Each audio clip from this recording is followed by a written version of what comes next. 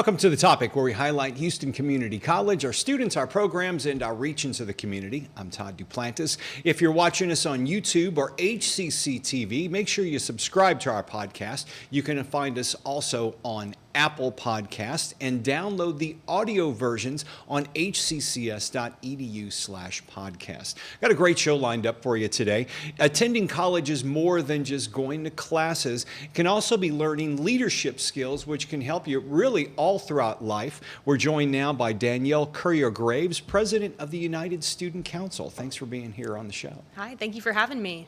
Now, I've got to admit, I've seen you a few times before because you're also involved with the board meetings. The Board of Trustees meetings. How has that been for you?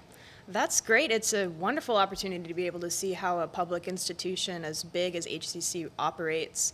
The president of the United Student Council has a seat at the table and gives a report once a month.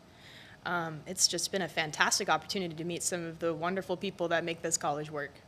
And you certainly learn a lot about how things work. At least I have been sitting through some of those meetings. You get a lot more information than you really need, and it's all crammed in for several hours, at least once or twice a month. What made you want to get into and being involved with student government? Well, I never really thought that I would be in student council as a college student, but I saw a poster one day, and I figured, I have some ideas. I feel like maybe I could help make a positive change. Why not me?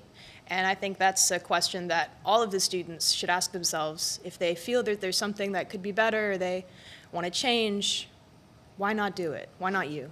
Explain how the United Student Council works. Do you have representatives across the district? Is it based at the district? How does that work for folks wondering?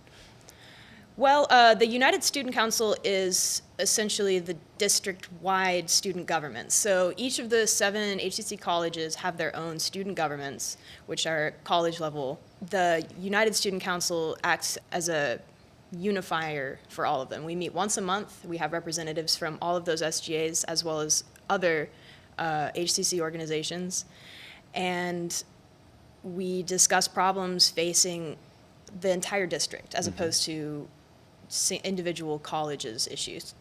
We're talking with Danielle Currier-Graves, President of the United Student Council here at Houston Community College. What are some of the issues that you guys discuss? I'm just curious, what are some of the things that are brought up on a weekly or monthly basis when you meet? There's a variety of things. HCC is changing and growing all of the time.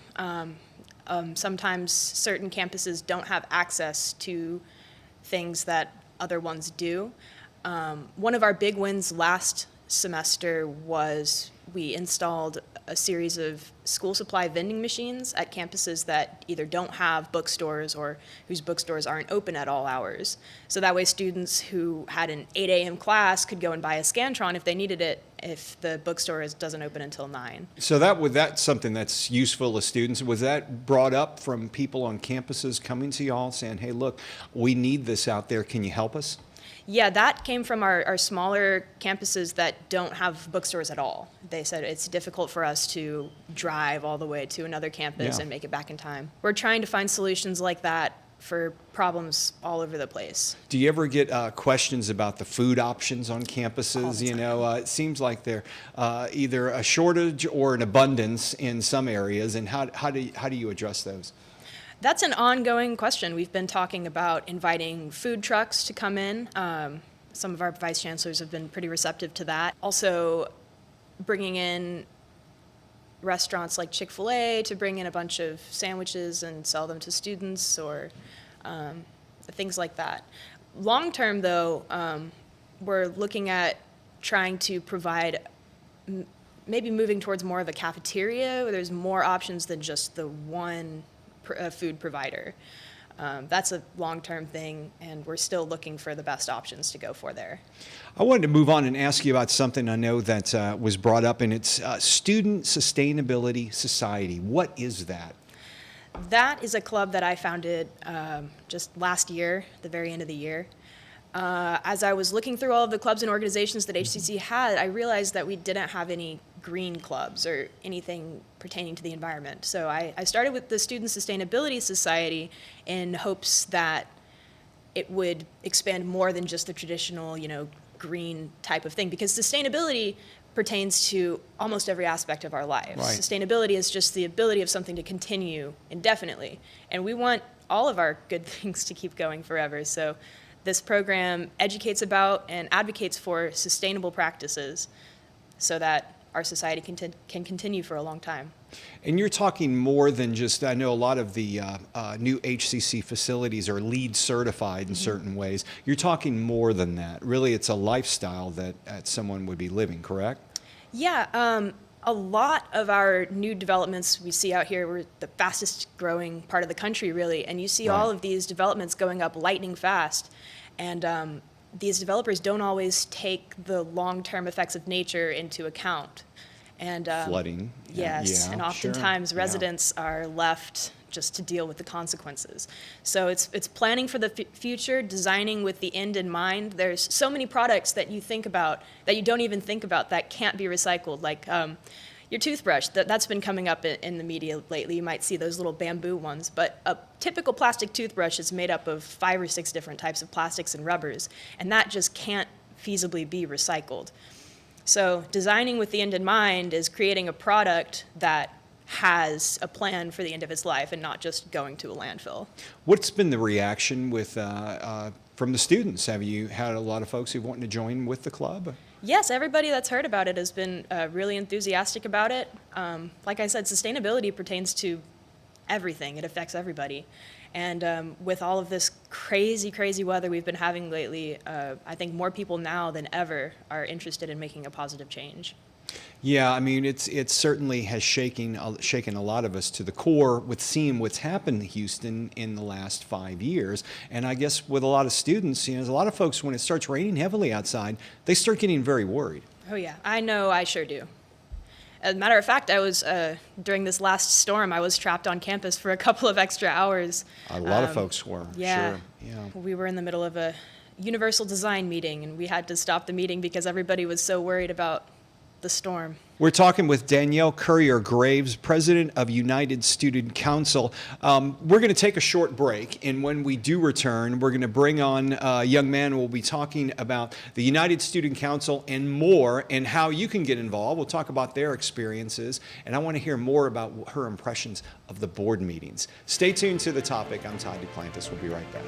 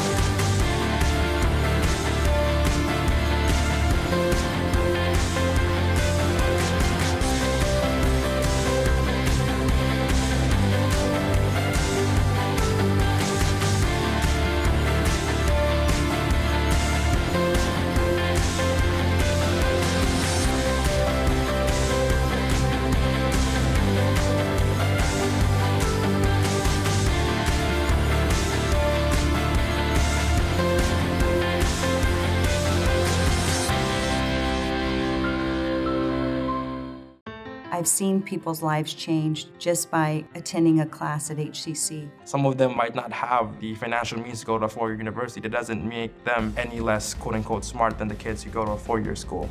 HCC is easy to get to. It's easy to apply and easy to become a part of.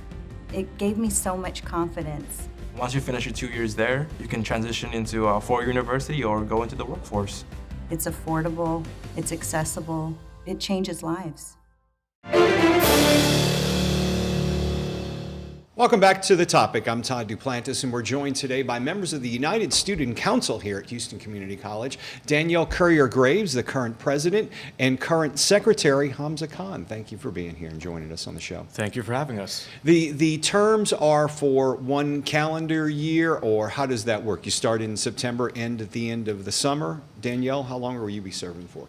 I will be serving until the end of the spring semester. Okay. So, And Hamza, your term would be the same? Yep, same scenario. It's a year-long term.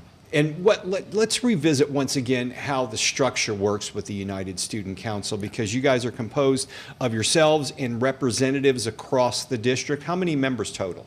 Well, it's interesting that you bring up structure because we're actually in the middle of a restructuring right now. Okay. The main structure is generic. We have an executive board comprising of 6 members: the president, vice president, secretary, historian, parliamentarian, and treasurer. And what we're doing now is we want to bring on, we basically want to have our senators, or people who we work with, be more involved with our objectives. So we're forming committees that are specific to certain objectives. So we have the program committee that is dedicated to all the different USC programs. We have a grievances committee that is dedicated to handling all the issues that the students have within the board. So that's how the structure is right now. And so if someone, let's talk about grievances. If someone has a complaint on a campus, a student, do they find their senator? How does that work? Where do they start or do they go to Student Life to file a complaint? Where does that start?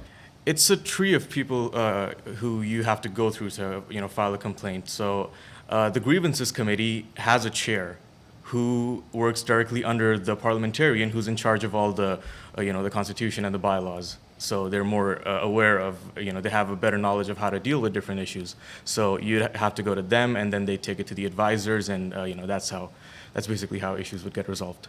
Yeah, the Student Life office is always a great place to start if you've got a problem.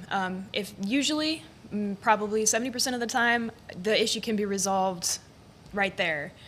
If not, then they can direct you to the dean or the college president, and then after that, then you can come to us.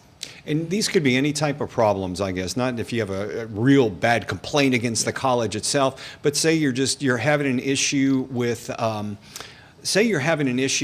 getting to a certain class, or making it, your classes are scheduled so far apart you can't make it from one end of the building to the other end of the campus in time. Is that something they can take to you guys to talk about? Like, hey, I want to deal with this issue? That's more specific to a certain campus. Okay. So, the information desk would be the best place to go to, help out with But where could you have to Student be. Life Yeah. they would send them to the right person if they want? Absolutely, yes. Okay. They would be a good liaison between the different departments. How do y'all work with Student Life? Because I know you have an advisor through Student Life. How are you tied in with that, Danielle?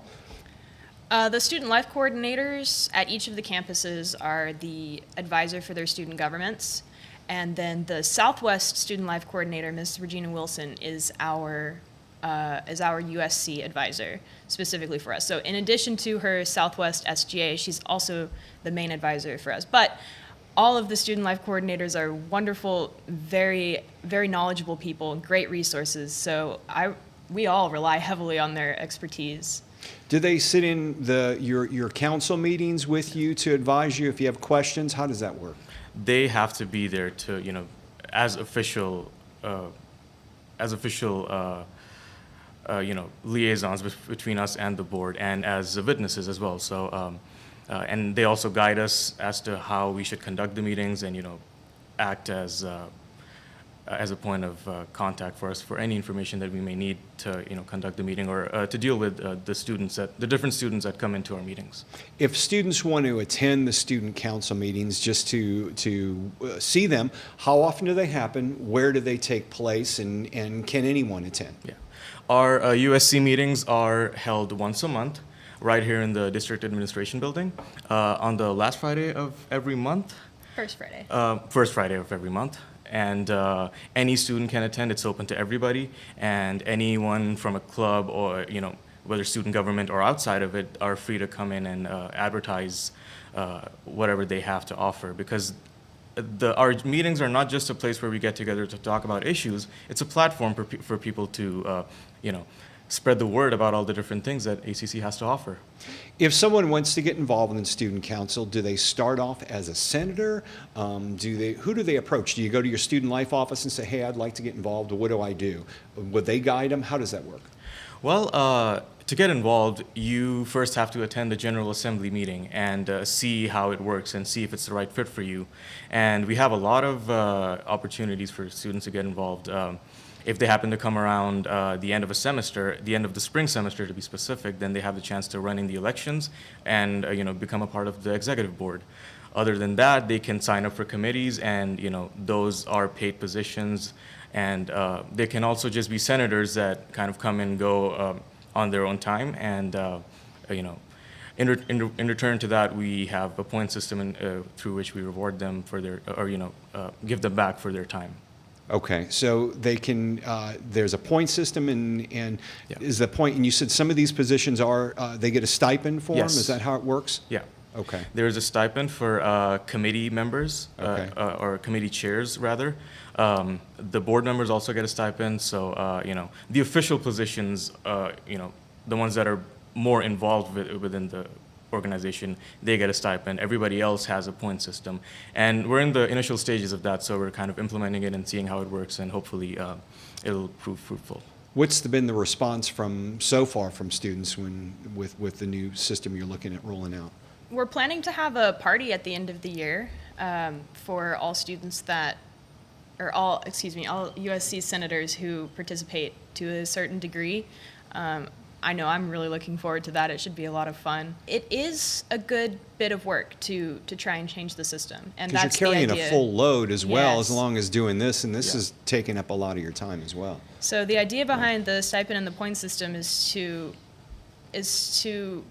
I don't want to use the word compensate, but it's a reward for Right. all of the hard work that we've put into this system. Because you would expect students who are participating that, they want to do this, they're willing to be here, and not just for, a monetary or otherwise rewards. They want to be here for the experience and, Sure. for the different things that you learn for, your professional career. Speaking of professional career, do either one of you look to go into politics? Is that something that you may be interested in after seeing how this works? Danielle, I'll start with you. Well, I hope to work with politicians. Okay. But I'm a little bit more focused on sustainability. I'd really like to build robots that recycle plastic more effectively.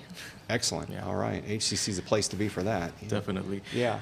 Hamza? I just want to use the experience that I'm getting right now, to go into the engineering world and, hopefully use the things that I'm learning now in management positions. So, no, I wouldn't want to be a politician, but, I'll use the good parts of that profession into where I'm going. Excellent. Well, we're going to come back. We're going to take a short break. Danielle, thanks for being here on the show today. Thank you I so much for appreciate having you me. joining us, and good luck during the next year. I'll be seeing you at board meetings, I know. And Hamza is going to join us when we return, and we're going to talk about the Honors College. We're here talking with members of the United Student Council on the topic on HCC TV and our podcast network. I'm Todd Duplantis. We'll be right back.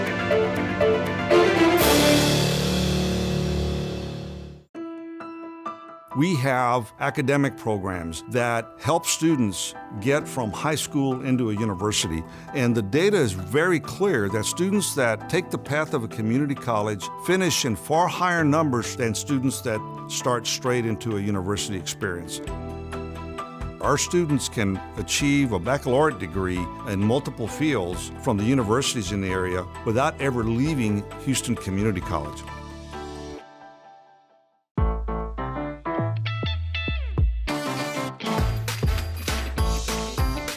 HCC. So many careers, so little tuition. Register today at hccs.edu/now.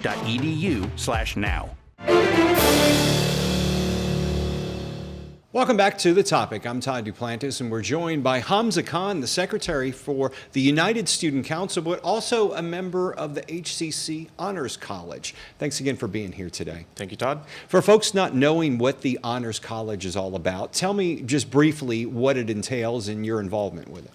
Well, the Honors College is, as our director, Dr. Cheryl Peters, says, the small college in a big college. So it's a cohort system in which students are expected to maintain a certain academic standard, and in return they get to be a part of a program that's all about scholarship, leadership, and service. And also, you get to do a lot of cool things. I know y'all take an annual or maybe biannual trip Yep. around the world. Where was it that you were able to go to? Next year we'll be going to Spain. Okay. So very excited about that.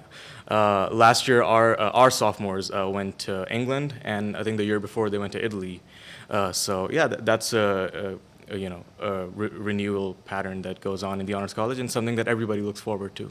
Everyone looks forward to it because you also get a special visitor who attends the whole trip with you. The chancellor goes along. That's right, and it's great to share that experience with him, and all of us are really looking forward to it because you don't often get the time to sit on a plane with the chancellor and go to all these exotic places with him. So. Yeah, And we're all he excited. actually goes and visits all the sites with you, and I know is very involved with discussing the architecture and things like that. He's an engineer as well by trade, so you guys will have a Right. lot in common with that. Yeah, he's an Aggie. He's an Aggie too. Yep. You got that going for you.